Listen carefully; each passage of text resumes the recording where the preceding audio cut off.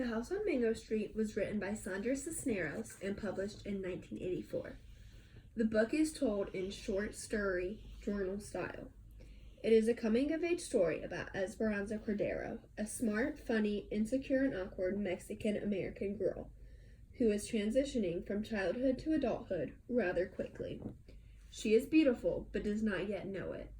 Her family consists of her hardworking father, 2 younger brothers, who simply ignore her outside of the home, her younger sister Ninny, who is too young to be her friend, and her loving mother, whose hair smells like warm bread just before you bake it. When she holds Esperanza, she feels safe. The family moves to Mango Street, excited to have a house of their very own. But when they arrive, they find that the house is not exactly what they were told it was going to be. The bricks are crumbling, and the door swells and is hard to shut. The neighborhood is less than desirable. Esperanza is ashamed and embarrassed of the house. Esperanza meets 2 young neighbor girls, Lucy and Rachel. Lucy and Rachel offer to be Esperanza's friend if she pays them so that they can buy a bicycle. They love sharing the bicycle and riding it up and down the street and around the block. When the girls are given high-heel shoes by a neighbor lady, they put them on and walk up and down the streets to show off their long legs. But they are appalled when they are shown sexual attention by the men around town. They never wear the shoes again. This is when Esperanza begins to feel that she is neither a child or a woman. Sally is Esperanza's beautiful and sometimes best friend. In some ways, Esperanza is jealous of Sally because she is very much sought after by many men. She is also physically abused by her father over and over. Sally is promiscuous and eventually marries before entering the 8th grade to a man who won't allow her to have friends or leave the apartment.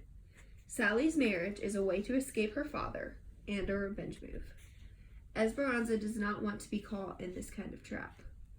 When Esperanza starts her first job at a photo finishing company, she is befriended by who she thinks is a very nice man. The man claims it is his birthday and asks for a kiss on the cheek, but instead he assaults Esperanza by forcing her into a full kiss.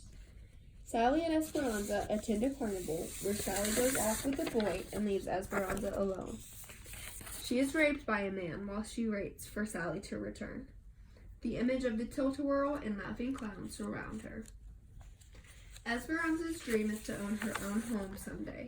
She expresses that when she does, she will let homeless people live in her attic, knowing what it's like not to have a house. When she has friends over, they will sit around the fireplace, and when they ask what the noise is coming from the attic, thinking it's rats, she will simply reply, "No, bums." Determined to get out of the poverty cycle of her socially impoverished lifestyle, Esperanza turns to her writing to keep the ghosts away. She stares at the clouds. The clouds can keep you safe. She dreams of having a best friend, but until then she feels like a red balloon tied to an anchor. She lives on Mango Street, but she does not want to belong. She longs for a house of her own, a house where she can be proud of herself. One day she will go away. She will pack her papers, her books, and her bags, and leave. She is too strong for Mango Street. People will ask and wonder where she went and why so far away, but she will be back for the ones she left behind.